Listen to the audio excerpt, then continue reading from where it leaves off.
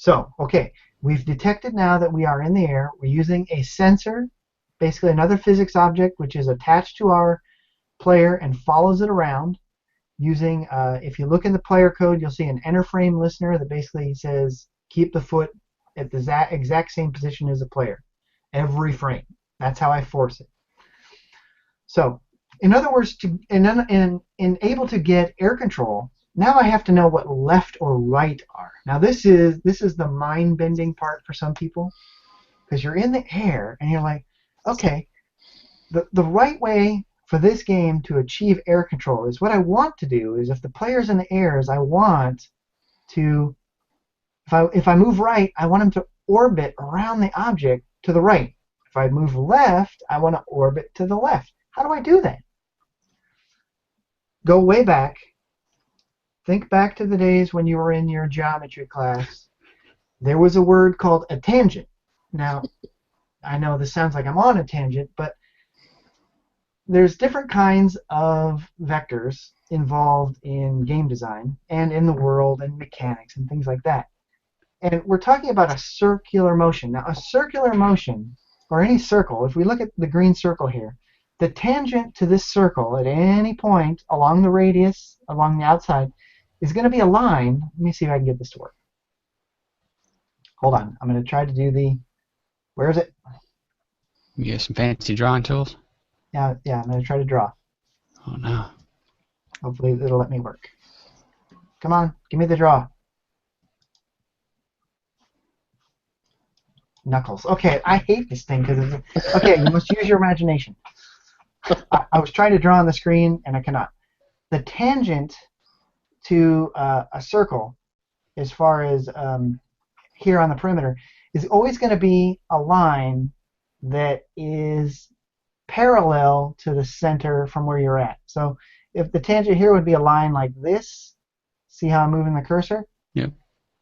But down here, it'd be like this. And basically, it's always going to point left and right where it's, what is the word? The normal to this vector that comes out. So let's look at our characters. Maybe this will be a little more clear. Here's our arrow, which represents the gravity vector pointing down to the object.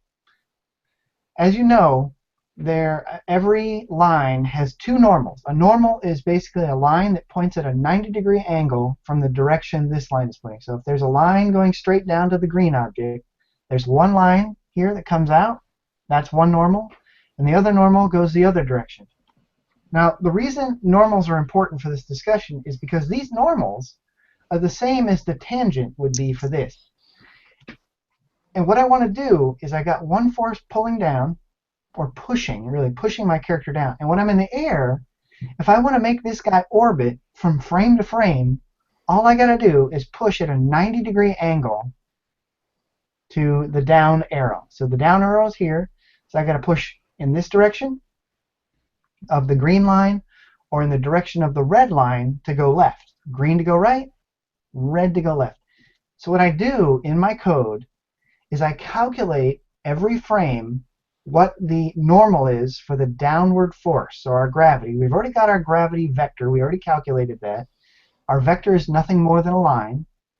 So then I use SSK, one function call out of SSK, and I calculate, I say, give me the normals for this line, and it returns two tables containing vectors, which are the normal vectors, one to the right, one to the left. And then I simply apply a force in the direction of that vector if I want to orbit to the right or to the left. And that's it. So hopefully this is being sort of clear.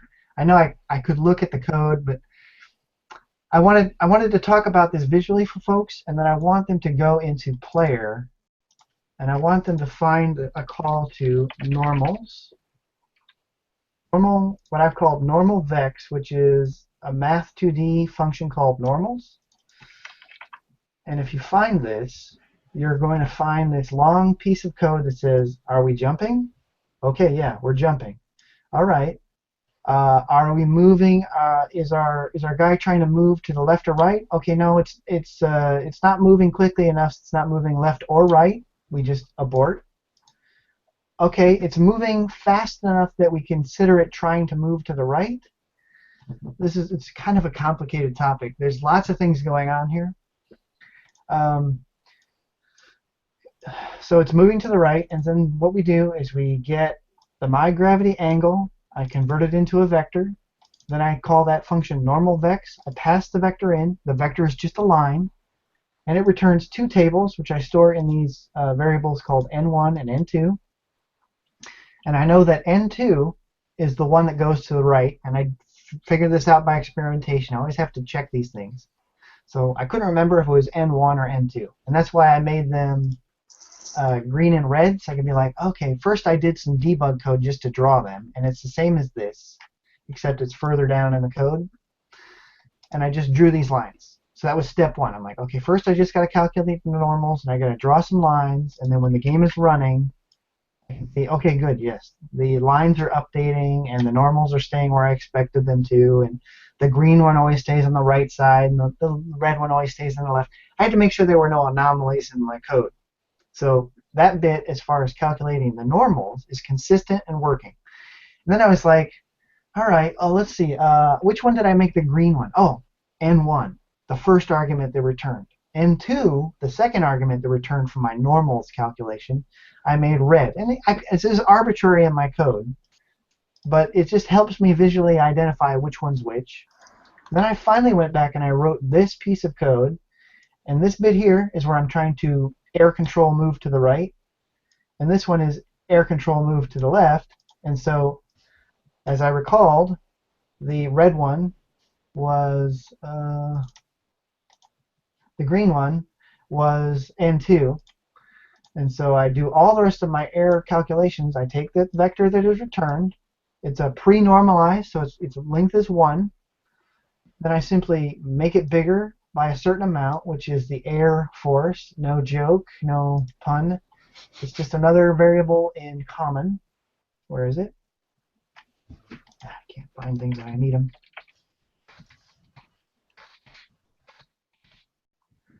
It's magnitude 30. I can make it stronger or weaker.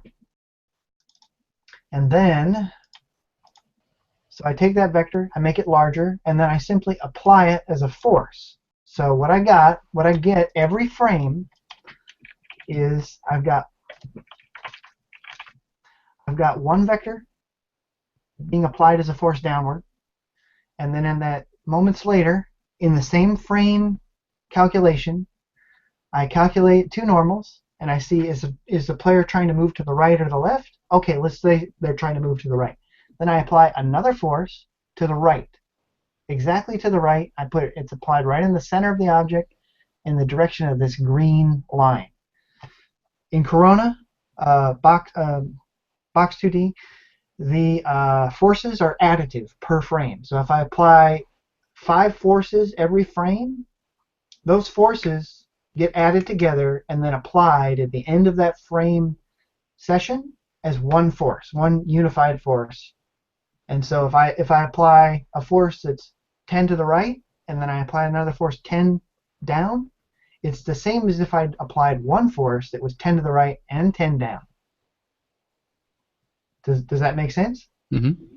So I've got code in here to detect when I'm in the air and when I'm not. And then I've got code that calculates this tangent vector to the right and the left.